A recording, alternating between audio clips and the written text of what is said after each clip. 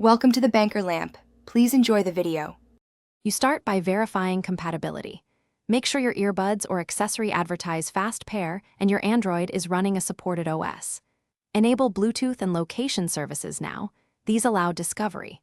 Once done, turn on the accessory and keep it near the phone, 1 to 2 meters. You should also enable Nearby Share to surface the fast pair prompt. Why? Because fast pair uses BLE advertising and Google services to exchange keys securely. So these prerequisites let the automatic prompt appear without manual scanning.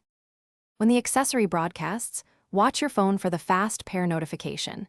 It appears as a card with the device image and name. Tap to accept and let Android exchange pairing keys over BLE. This secures the connection faster than classic pairing. Make sure to grant permissions the prompt requests. Notifications and contacts enable features like voice assistant integration and call controls. If you want Google account syncing, opt in when offered so the device remembers settings across your signed-in devices.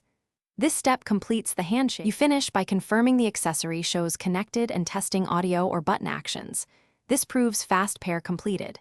If the prompt never appears, reboot the phone and power cycle or factory reset the accessory to re-enable BLE advertising. Once done, try pairing again within the recommended proximity.